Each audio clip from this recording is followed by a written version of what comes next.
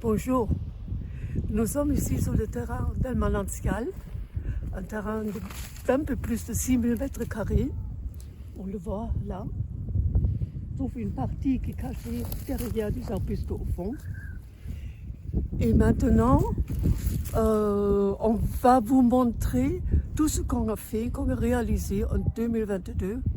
C'est vraiment quelque chose d'absolument incroyable ce qu'on a réussi à faire au total. On a presque planté 200 arbres et arbustes et d'autres plantes. Et nous allons commencer ici par la première plantation. Il y avait une très belle journée en janvier l'année dernière déjà. Et on a fait une grosse journée de plantation avec un pique-nique à la fin. Voilà, ici, on a 2 rosiers botaniques, un là et un là qui est grimpant et un qui est couvre-sol. On les a depuis très longtemps. Ça, c'est le premier grenadier qui vient de mon terrain. Et là, on a une sauge ananas qui sont très très bonnes, de très belles fleurs, tard dans l'année, encore orange, super. On a pu acheter, c'est-à-dire ils sont des cadeaux des adhérents, quelques topiras, je ne trouve pas le nom, qui vont devenir immenses et bien protégés.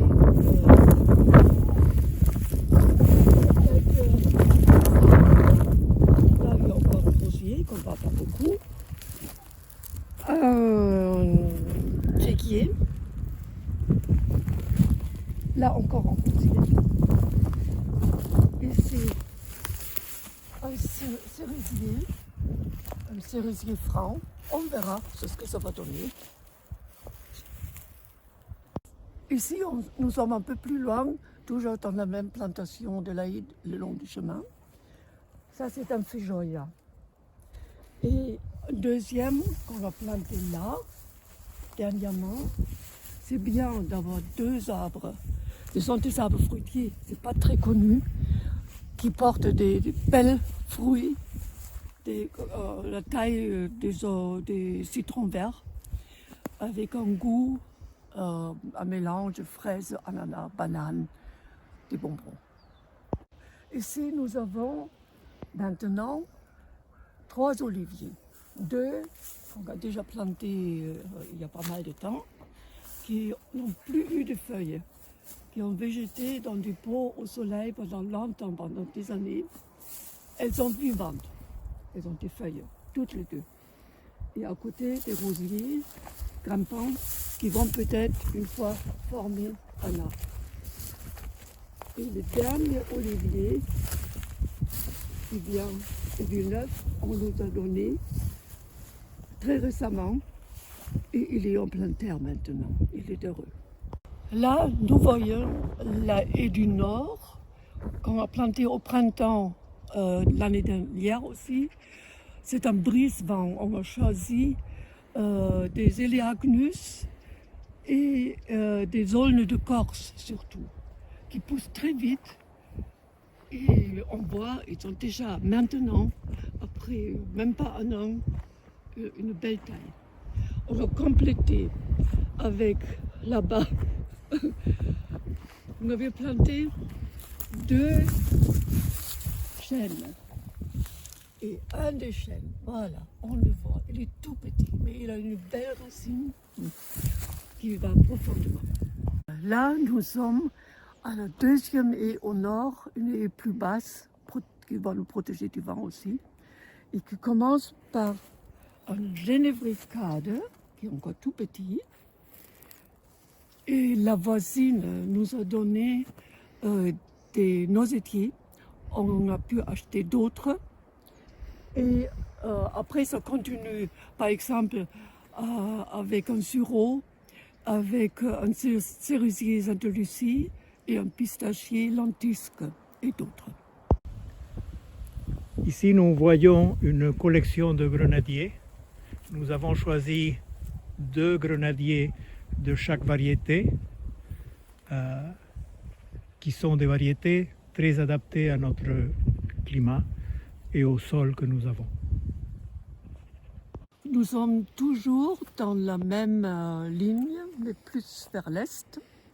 Ici devant, nous avons un Paulownia qui pousse très rapidement, qui a des superbes fleurs avant des feuilles bleu-violet. Et il va nous faire toute une beauté dans le jardin bientôt. Un peu plus loin, il y a un plaque minier, le premier que nous avons planté, qui a maintenant une petite plantation de fleurs printanières déjà autour. Maintenant, nous sommes au bout de la même ligne, mais presque tout à l'est déjà. Et nous voyons après la haie qui longe l'est.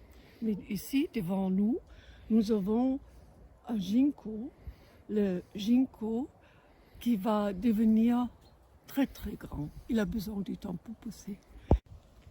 Ici, nous voyons deux des grands tilleuls que nous avons achetés. Pour une fois, on a pris des grands arbres parce qu'on veut rapidement faire l'ombre autour de ce qui va être une zone de restauration. Et on voit là-bas un troisième tilleul. Les deux premiers sont des tilleuls à grandes feuilles et le troisième est un tilleul à petites feuilles. Nous sommes de l'autre côté du cabanon, avec le mur exposé au soleil, bien au chaud, qui va bien nous servir pour faire un bel endroit pour accueillir des personnes. Et là, où il y a des grands bambous, il y a un néflier du Japon. Nous allons planter un deuxième néflier un peu plus loin, parce que c'est là, pareil aussi, d'avoir deux arbres qui portent des fruits, c'est toujours mieux, avoir plus de fruits. Et là où il y a le bambou, on va planter un grand arbre aussi, Melia aceterac. Et là, c'est un premier porphyrier odorant qu'on a acheté. Quand on l'avait ici, on était très étonnés de trouver pas tout à fait conforme aux feuilles que moi je connaissais. Et on va voir ce qu'il va donner. On a un deuxième qui attend. C'est l'entrée de la traverse. Et ici, à droite et à gauche, il y a deux arbosiers, des rescapés dans le jardin. Ils ont mal vécu cette expérience. Maintenant, ils sont bien. Ils vont bien pousser. Le long de cette traverse, on a planté des arbres fruitiers. Il y a un amandier, c'est le premier ici. Après, il y a deux abricotiers, des espèces différentes. Après l'arbuste, il y a deux pêchers. Et on va planter encore d'autres arbres fruitiers qui vont aller plus dans le terrain qui est encore libre. Nous sommes vers le sud maintenant, là où on a planté des supports qui vont porter une fois les vignes, différentes espèces de vignes. Ce sont des saules qui vont être taillés avec un tronc unique pour après être tenus en trogne.